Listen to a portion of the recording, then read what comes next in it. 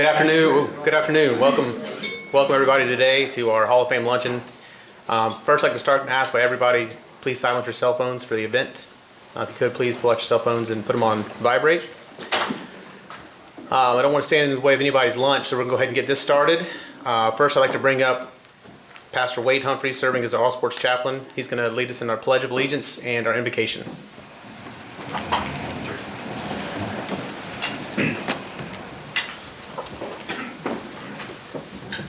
I pledge allegiance to the flag of the United States of America and to the republic for which it stands, one nation, under God, indivisible, with liberty and justice for all. If you'll remain standing as we pray. Father in heaven, hallowed be your name. This is the day that you have made, and we rejoice and we're glad in it. We recognize on this day that we have much to be grateful for. Lord, we're grateful for our nation. We're grateful for the freedoms that we enjoy. We're grateful for those that protect those freedoms and defend those freedoms. We're grateful, Lord, for our community. Lord, in all the ways you have blessed us. We're grateful for our first responders that serve and protect this community. Lord, we're grateful for this day that we can gather and celebrate and think about all that you are doing through this association. And so, Lord, would you draw near to us in these moments? Thank you for the food you provide for us. Nourish us with it. And we ask and pray it in Jesus' name. Amen. So good afternoon. We're going to go ahead and get this started. If you're still eating, please keep enjoying your lunch. We're going to go ahead and kind of move on. So first, I want to thank everybody for being here today. It's a real honor for me, and as well as the rest of for me to be here, as well as the rest of the events this week. We're here to honor two prestigious inductees here today that are to be honored for their service. This Hall of Fame recognizes people in the athletic community for their elite athleticism and also people for their service. Our two inductees today are here today to be honored for their dedicated service to this organization, to the youth of our area. So today's Hall of Fame lunch kicks off our banquet week, and this is one of the most significant events we put on. Chad will have the honors today to be our master of ceremonies. This Hall of Fame lunch is our opportunity to recognize individuals from our community that have used our platform positively impact and inspire others. So it's really an honor for me to be up here today, to be part of this ceremony, and we want to thank our honored guests and their guests for being here. There's lots to do all year long leading up to this week, and this is one of the events that has to be my favorite because it's the one I don't have to worry about. With the Hall of Fame committee, we have a great committee, and they do a phenomenal job putting this on and take care of everything. With that said, I look forward to when I'm a past president. Like, I really look forward to being a past president. Like, I really can't wait until next year. This is going to be amazing, so I can help out. So in keeping in line with past presidents, I'm going to go ahead and bring Lee Lewis up. We're going to do our gold badge ceremony. If you'll see a lot of gold badges around in the room, those are all the past presidents of the club who've worked hard and earned that gold badge. We appreciate what they've done, and so we're going to present Lee today with his gold badge ceremony. See how relaxed I am?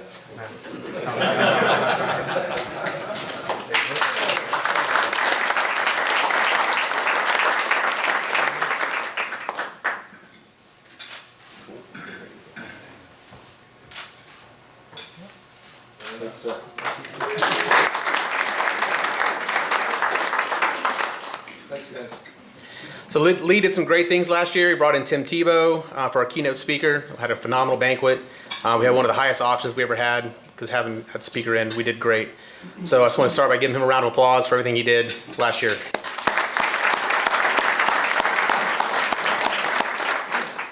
So again, thank you everybody for being here. I'm going to go ahead and bring up Chad. Chad Hamilton is our MC for the afternoon. Thank you, Drew. And Lee, you get to enjoy that that nice medallion as well. And I'm not wearing mine because I'm not strong enough to hold that thing. You can hear the words of ludicrous on that one. You feel like you got a midget around your hanging from your necklace there. All right, so this event kicks off our 51st All Sports Association Week of festivities. We appreciate the vision of the men who founded the All Sports 51 years ago, and also the vision of the men who 18 years ago founded the Hall of Fame. So it's to recognize Northwest Florida's many amazing athletes, coaches, and contributors to sport, here locally, often nationally, and sometimes around the globe. So we end each year's festivities with our banquet, and our keynote speaker, Mr. Jackson, Mr. Bo Jackson, will be traveling in soon. So Drew, how is the weather forecast looking for tomorrow?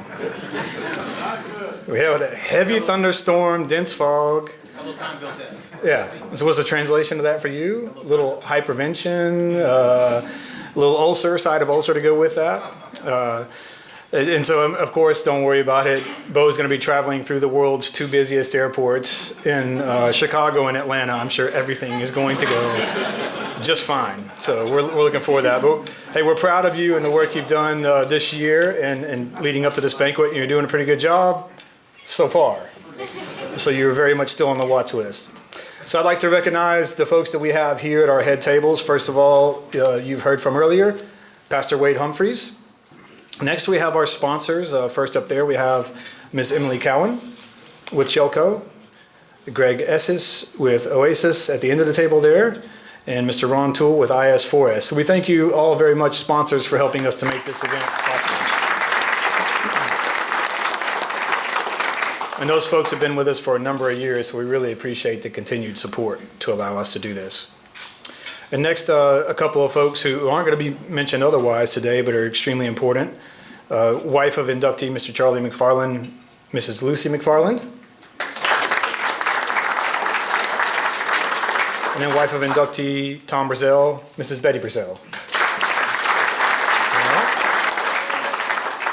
We also have a couple other folks in the room we'd like to recognize. Our photographer, Miss Lynette J.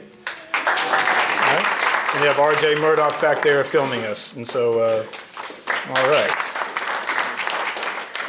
So alongside our president each year, we have the board of directors. And so, gentlemen, would you please stand? All right. This board of directors, along with the past presidents of the organization, are our voters for our Hall of Fame class each year. And I'd also like to introduce to you our Hall of Fame committee. I'll start out with Mr. Eddie Taylor. Eddie, as usual, is ready for the Masters, and I can only aspire to have your sport coat game, sir. Yeah. Mr. Rube Manasco, Dick Cannon, Bill Kleinhelter, I saw him in the room, Steve Boswell, Bernard Johnson, myself, and also Mr. Jimmy Campbell. All right. And then our liaison with the board of directors is Carter Zorn there behind us. And then we also have some of our past inductees in the room. I believe I saw Mr. Ruben Asco, we have him, Bobby Walton, thank you for being here. Coach Ross, Coach Ray Ross. Kevin Craig was going to be here, but we're glad he's not because that means he won last night. And so he's getting ready to coach again today. Our Reverend Jim Ross, so glad you're here. It's interesting to see you out in the crowd this year. We're blessed to have you here with us again with us. And you announced last year it's your last year up here at the head table, so we thank you for your many, many years of doing such a great job there. We also have Kathy Combest here today, and I believe, did I miss any other Hall of Fame winners? Awesome. Fantastic. I did. Mr. Walton, got him first. It's an Auburn year. I'm not going to forget one of my Auburn brethren. I think I started out with Coach Walton over there. And he was dean of discipline, when I was still coming through Choctaw. So I never had to see him professionally, but I do recall that was his position. So also recognize many of our past presidents who are in the room.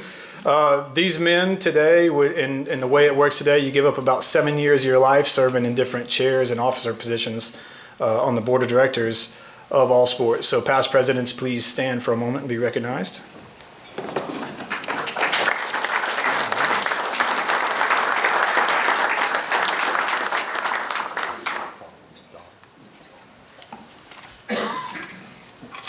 All right. And so now it's time for us to introduce our inductees and get things moving along. So the first thing I would like to do is introduce our presenter for our first inductee, Mr. Charlie McFarland, his daughter, Tracy McFarland.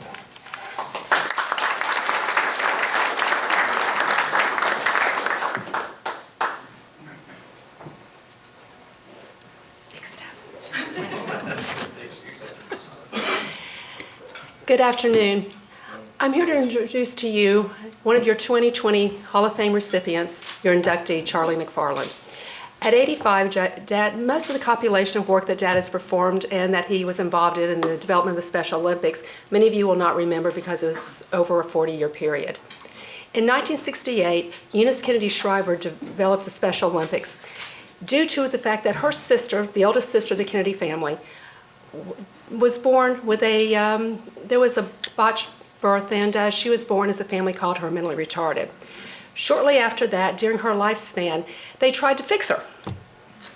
They performed a lobotomy, which failed, and she was then institutionalized for a little over 60 years for the rest of her life. It was such a secret in the Kennedy Foundation and the Kennedy family that no one knew where she was or even what her status was.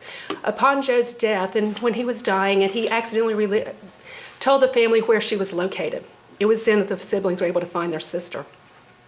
In 1969, my dad was named as the Director of Exceptional Education for Okaloosa County. He and his friends Olin Obar and Way McSheehy had heard about the Special Olympics, so they contacted the Special Olympics, they contacted the Kennedy Foundation, and then they petitioned the school board to allow them to take 20 athletes to the first regional games of the Special Olympics in South Carolina. Of those 20 athletes that they trained and took to the Special Olympics, the regional Special Olympics, 9 of them qualified for the first World Games. In the entire 40-plus years that my dad was involved in the Special Olympics, Okaloosa County had athletes in every World Game, both winter and summer.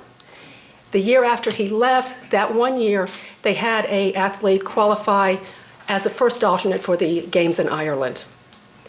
Dad participated in a lot of fundraising, and the community was wonderful. The All Sports Association has been with him in fundraising for the Special Olympics from the very beginning.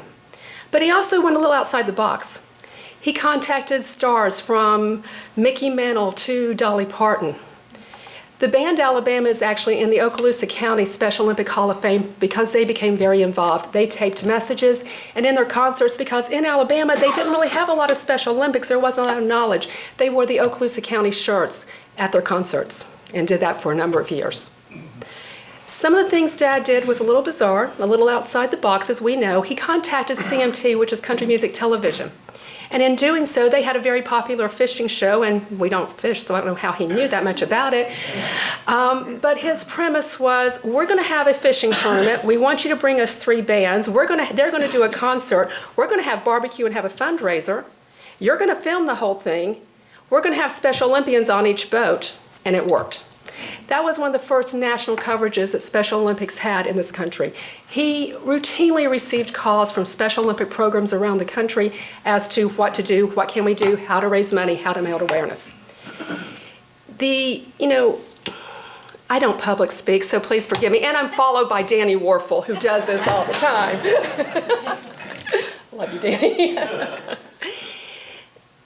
Dad has received a number of awards during his time. In 2007, he received the Call to Service Award under President George Bush. In the same year, he was also acknowledged by the Kennedy Foundation. Now I'm going to have to check my notes because there's a lot of things about this guy. In 2014, his alma mater, which was the University of Cumberland's, also inducted him into their Hall of Fame. He was the first inductee into the Florida Special Olympics Hall of Fame, where he was also known as the father of the Florida Special Olympics because he developed the program. After the Olympics, the first Olympics that they were in, he petitioned the Kennedy Foundation to be allowed to have the first state games. He got the state charter for Florida, and in a 2-year period, he developed the Florida Special Olympics and then moved it to Tampa, where they functioned as a separate entity. He also wrote the charter for several other southern states. Through Dad's work, he did a lot of unusual things, but in the things that still stood, the things that remained for a number of years, in 1972, he realized that his special education teachers really didn't know a lot about sports, and his coaches didn't really know a lot about training the special education students. So he developed a certification program. He brought coaches down from Auburn and from Austin Peay to develop the program. He wrote the manual, and that manual was used for over 20 years in the state of Florida before it was revised. In 1975, the girls' basketball team from Okaloosa County won the first gold medal in World Games, and it was the first medal for the state of Florida.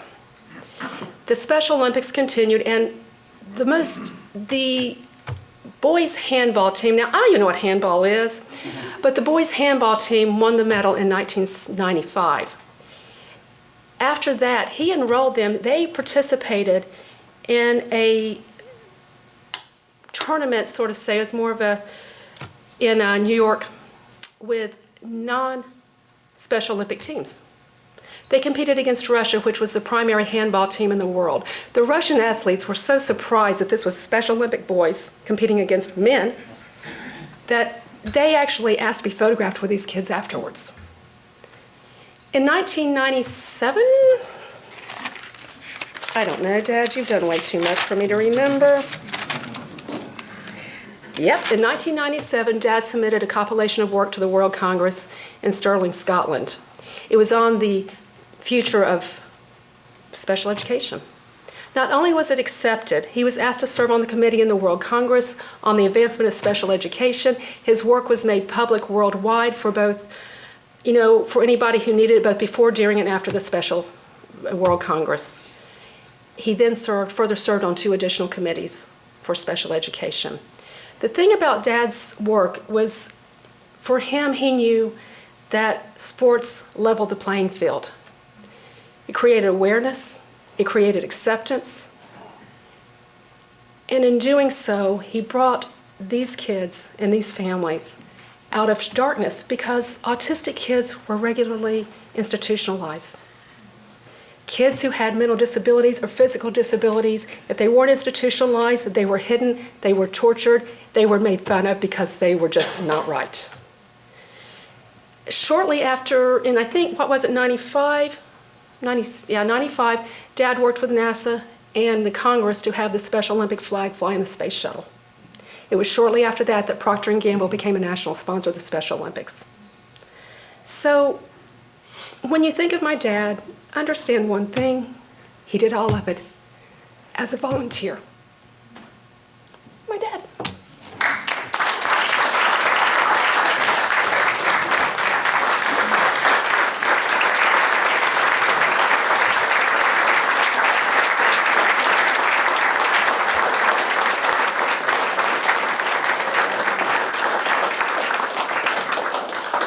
Say anything? You want to say anything? Come on, sit down. It's a big step. Come right here and take a picture of it, Tracy.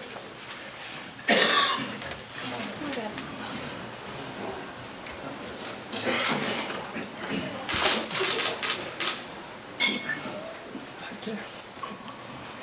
You want to say anything? Not much. I just appreciate you all, you know that. And it's so good to see all of you again. And I hope I'll be seeing you more this time. And any way I can help you in anything, you let me know. It's because we just here to serve, those saying go. But I appreciate every one of you, and thank you a lot.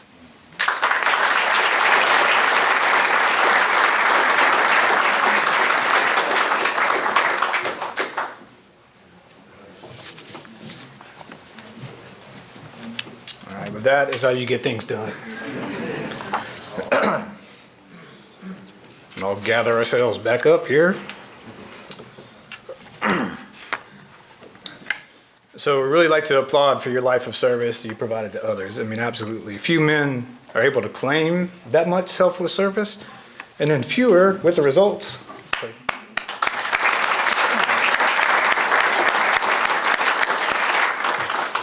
So we'll now ask Danny Warfel to come up and recognize our next inductee, Mr. Tom Brazil.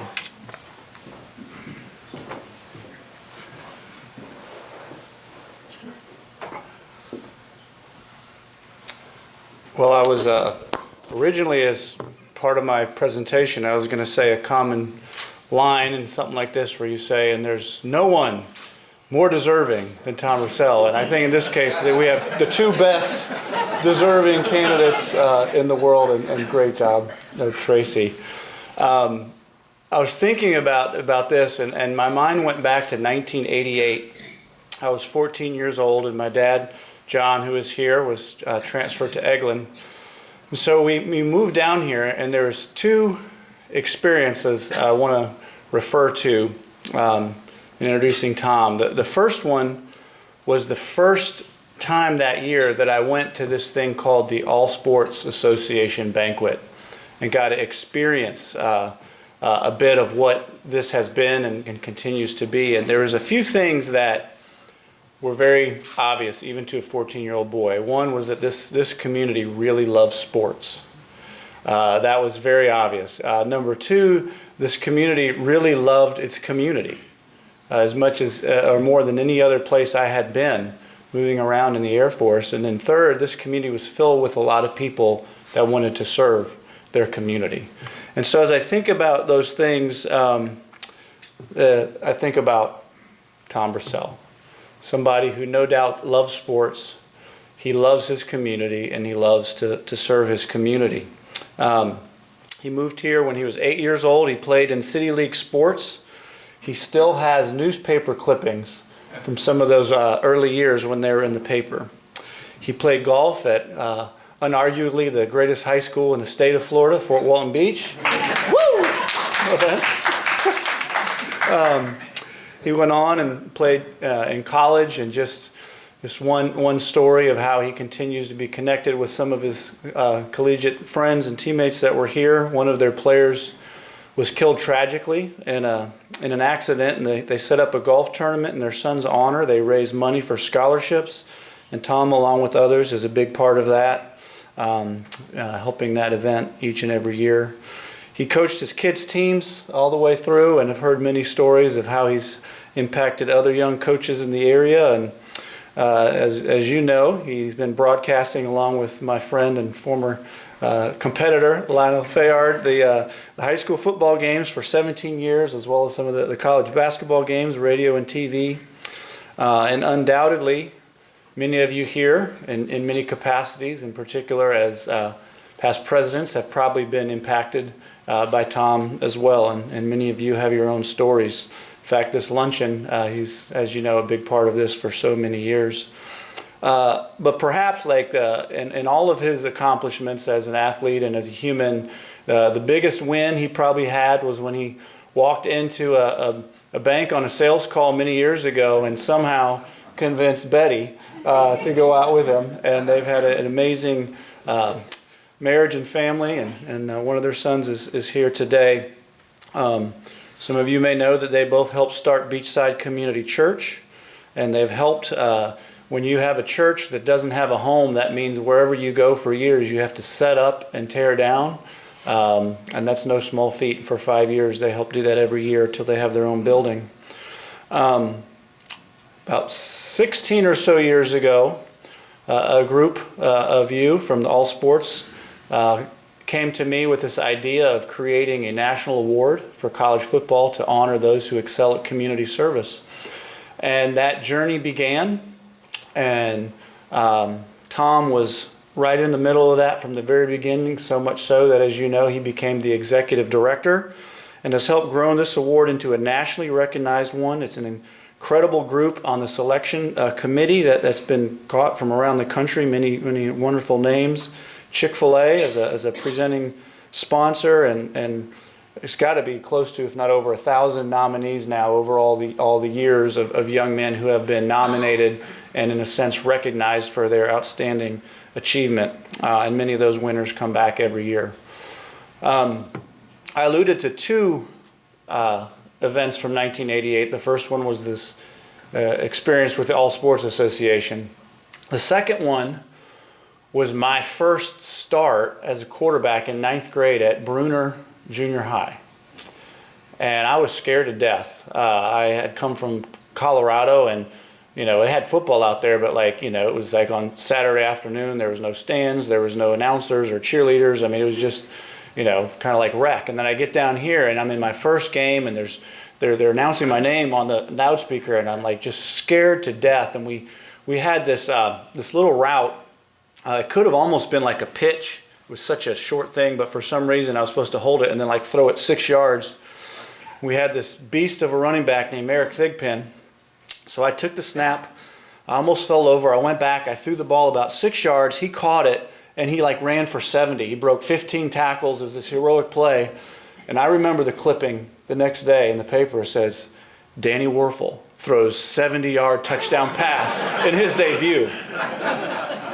And my whole life has been a little bit like that. Like, I'm over-celebrated. I get all this credit for so many things that happen in all these different places of my life, when almost every time there's somebody else who caught the pass, broke 13 tackles, did all the hard work, made it happen, and then I somehow end up getting a trophy or an award or an induction. So this is truly an opportunity for someone who has done that for me, for the Werfel Trophy, for many of you, for this community, for his family.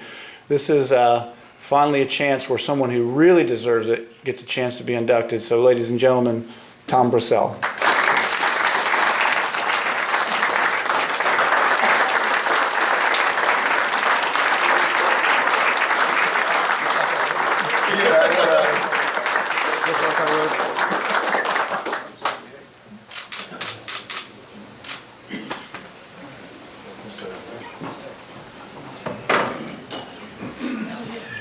View looks a lot different this year than it did in the past. Danny asked me if I could keep a secret, and I told him I would. So he doesn't want anyone to know, but he's going to put his hat in the ring for Fort Walton Beach High School this afternoon, head coach. No, I'm just teasing everybody. I told him Seth wasn't here. He's already called me, so I didn't want to. Before I get going, and I will be short, I've done this a lot, this luncheon. I know you don't want length, but Charlie, I mean, and beautiful, Tracy, beautiful job. I mean,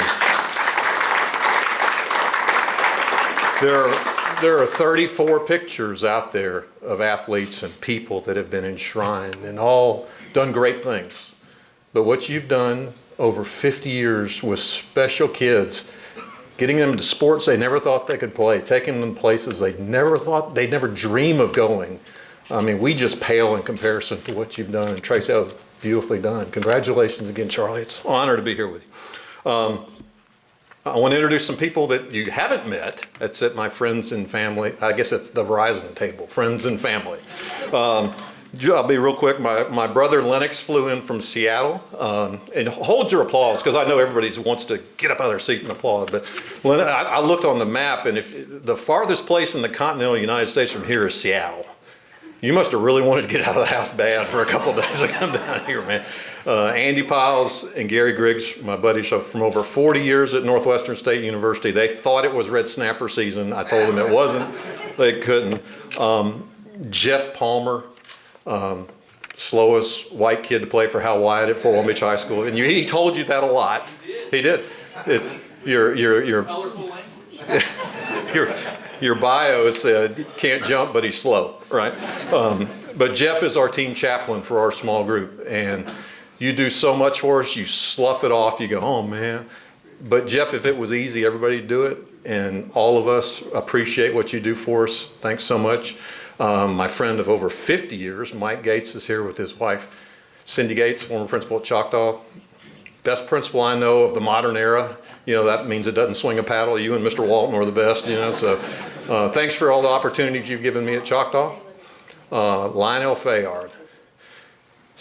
Gosh, when you're with somebody every Friday night during football season for 17 years, the bond becomes pretty special, and I'm gonna miss you, man, but you're doing it for the right reason.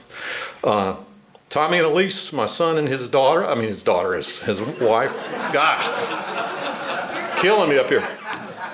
The one thing I've learned in Werfel Trophy is it is possible to have somebody half your age is kind of like your role model when I see with these athletes.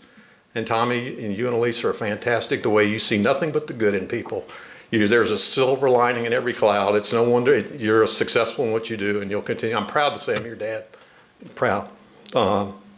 John Watts is out here somewhere. John's like he's like the leading punt returner in college football history. You don't know who it is, but you get him the ball, and he delivers. And it's Wes Welker, in case you guys want to look that up. Danny Werfel, nobody like you, man. I've been fortunate now being associated with you to meet a lot of people that won a lot of awards. A lot of them, but not as many as you, and none of them have ever not forgotten where they've come from like you. So appreciate your commitment to the community. It's fantastic. And then, yes, 32 years. She put up with some harebrained ideas. She moved to Fort Walton Beach. We left our careers in Atlanta to move here. She let me leave my job with 2 kids in college when it was time to go take on the Werfel Trophy, which she could have had my head examined, but it's worked out. She's the wind beneath my wings. So how about a round of applause for the best group of friends and family anybody could have.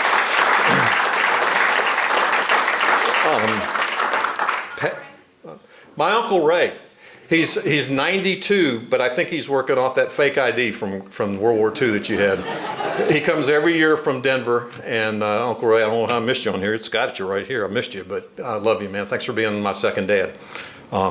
Past Hall of Fame inductees, I know this from the Werfel Trophy side. It is so important that you come back. It's so appreciated. Thank you for coming back to this luncheon. It means a lot. Past presidents, you guys vote on this. Thank you. Those that came before me, I still hold you in awe. You're still my heroes. The guys that come after me, like Drew, I'm like, how do you guys get it done? There's so many moving parts. I take my hat off to you. Hall of Fame committee, thank you. And original Hall of Fame committee, Rube, Eddie, Dick, Miss Buck, and we all had an assignment. Jerry would give us all an assignment, and Rube's assignment the first 3 years was to stand outside that door and keep the press out. Not welcome them in, keep them out. I mean, you weren't too popular, were you? But thank you guys. One short story, it kind of ties it in like what Danny said with sports, but my story begins with Lyndon Baines Johnson, the 36th President of the United States. Some of you guys, that may just be a blip on the radar, but LBJ, at least I heard from my mother at least 100 times, was the person directly responsible for turning our lives upside down, closing our base in Mobile and moving us here to Fort Walton Beach when I was 8 years old. We lived over there. I was in a private school. I lived on a street that Ward and June Cleaver could have lived on. Move over here, and I'm in public school, hard time. In the street I lived on, every kid's dad was either at or went to a place I'd never heard of. It was Vietnam. Every kid's dad was in their late 20s, early 30s. My dad was 50, and it was real uncomfortable. But the one thing that kept everything together for me was we had the black and white TV in the living room. And on Saturdays, there was one game, ABC, college football. And on Sundays, the AFL was on NBC, and the NFL, one game was on CBS. And you dream of that. So one day we're playing out in the kid's yard, and his brother comes out, and he's got pads on, and he's got a jersey on. And he's going to play for Coach Rube and the Lions that night. And we're like, what is this? What's going on? And he goes, he always talked nasally. He goes, he plays for the Lions. I said, oh, okay. How do we do that? He goes, you can't. You got to be 10. I'm like, okay. So for a year, all us kids are like, we can go. So I'm begging her for a year. And Mom, scared I'm going to get hurt. Dad told me later he's scared I was going to get hurt emotionally. He's scared I was going to get picked. Well, everybody got picked. We didn't know that, but everybody got picked. And that first year on that team, I played as a 10-year-old. And it changed everything. Little League football. I mean, I got to make new friends from places, different parts of town, friends from different schools. And for the first time in my life, not long after segregation, I had friends of different color. And it opened up, and it built the confidence. And starting then, every 4 months, we made a trip to the community center, if you guys remember the old community center, and signed up for the next one. And we signed up for the next one. So for 4 years, youth sports really changed my life, opened up a whole new world. You learned about hard work. You learned about picking yourself up. And no matter how rabid that coach was, you remembered that in life, you found out in life, no matter how rabid he was, you're not going to win them all. You got to pick yourself up, and you got to get up, and you got to play the next play. Now, the reason I tell everyone this, and it seems so obvious, but sometimes it gets lost in the weeds, is that sports, local sports, youth sports, are so key in this community. It's vital to it's the potting soil for these kids of life. Some of them may play in high school. Most of them won't. Cindy Gates will tell you the numbers in high school, extracurricular, down everywhere. Kids are dropping extracurricular activities. But if we can do this the right way and encourage these kids, it's their start in life. All Sports Association, it's in the letterhead. Support the youth of our community. Now, I know real world. We're amending bylaws, we're balancing the budget, we're working the poker run, we're doing other things. I used to have a sign in my desk in Atlanta said, "Are you doing something to get closer to a sale?" And here I think we ought to always be looking at what we're doing, getting closer to helping kids in our community. That is so key. At my age, I hear this all the time. It's grandkids. Someone will say, I got to go see my grandkid play this weekend, play t-ball, play soccer. There's nothing more important you can do than go see that grandkid play. Nothing. Go encourage them. Be a part of it. And if you have a friend that's going or asks you about it, take them with you. The one thing I remember when my dad would bring somebody from his office to watch me play without ever saying a word, he told me he was proud of me. Come watch my son play. So get out there and encourage him. And also, if you have a chance to directly support through sponsoring, through coaching, through team momming, through snacks, gosh, do it. Don't wait. If all the kids in here, Moose, you remember you played sports. If you played sports, there's two things you remember: who your coach was, and you remember who sponsored your team. You remember that today. You're 60 years old. You remember that. So it's an opportunity. Don't let this thing get lost in the letterhead or stuck in the weeds. Every kid's got a story. We don't know what it is. I told you mine. But we have an opportunity to get that story started in the right way and at least let them have fun doing it. I'll close with this. It's a quote from Judge Earl Warren in 1969. This is the year that the All Sports Association was being formed for the first banquet. And this is what he says: "I always turn to the sports section first. The sports page records people's accomplishments, while the front page has nothing but man's failures." And that's 50 years ago. And about 9:25 last night, when that State of the Union address ended, and I saw how grown people, leaders of this country, were conducting themselves on both sides, nothing's really changed. But it's my hope that 50 years from now, when it's our grandsons and granddaughters of the All Sports Association leading into our 100th banquet, and it's our 65th Werfel Trophy presentation, that we will still be putting eyes to the sports page, because I think man's going to continue to let us down that way. I hope not, but things haven't changed much in 50 years. Thank you again on behalf of my family. I ran into Marty Smith in Atlanta in the elevator and told him how much I enjoyed his work, and his words were, "Brother, I'm blessed." And I'm blessed too. I'm blessed to have such a wonderful group of family and friends and such a great community, and blessed to be a part of the All Sports Association. Thank you very much.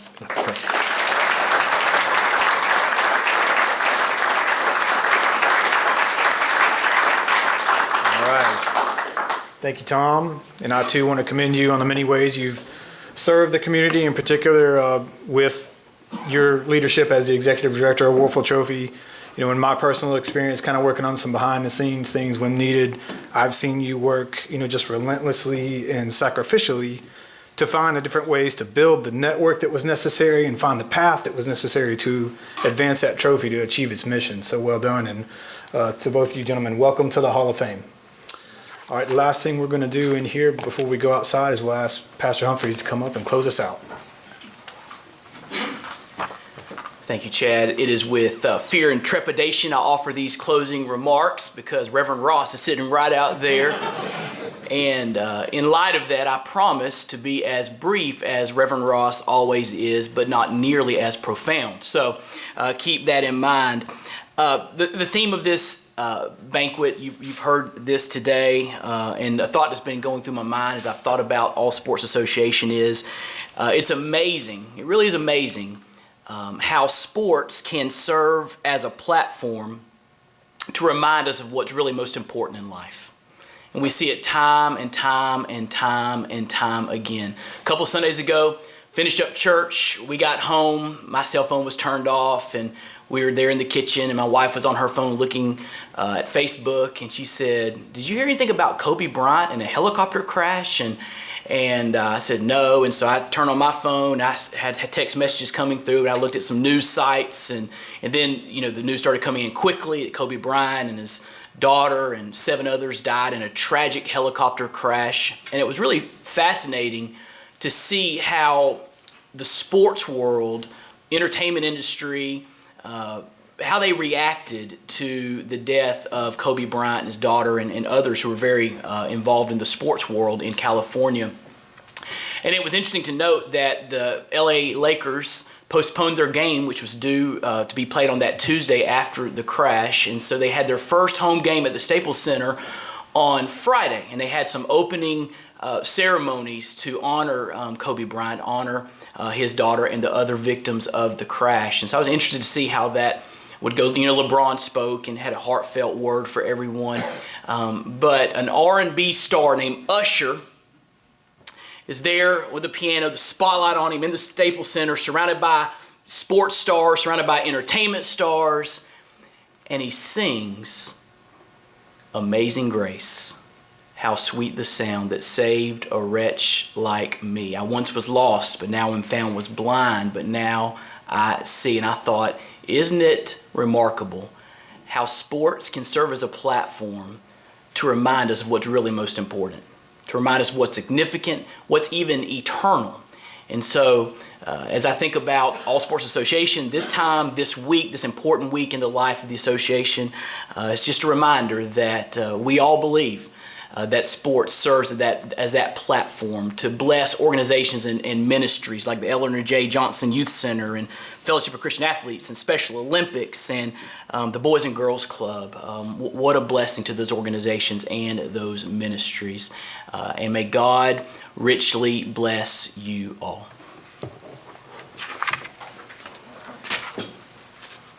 Thank you, Pastor Humphreys. That was well done. Well, thank you all for coming today. We'll adjourn, and if you'll please welcome us or come with us outside, and we will go ahead and put up the pictures.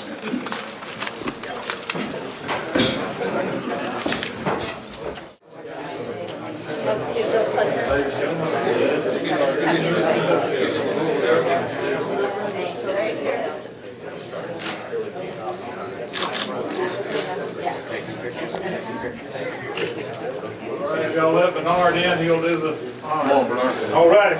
Well, it's a big day. You can see all the other recipients and those that we've been inducted to the Hall of Fame over the last couple of years and all. So it's an honor to welcome our 2 newest members into this prestigious group of folks. So congratulations to you once again. Ready. Here we go. Tom Bell, Tom Park.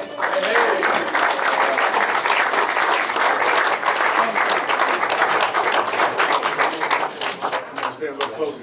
Go closer. There you go. Right down. Get y'all to stand right here.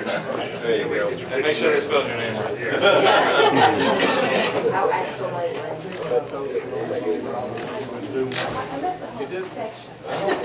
That were important.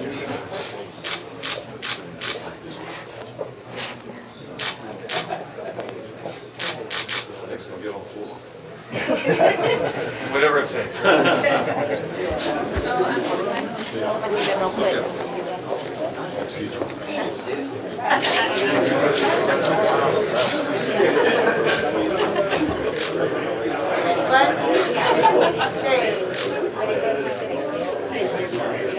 Yes, I think so. Yeah, right here. Yes, all.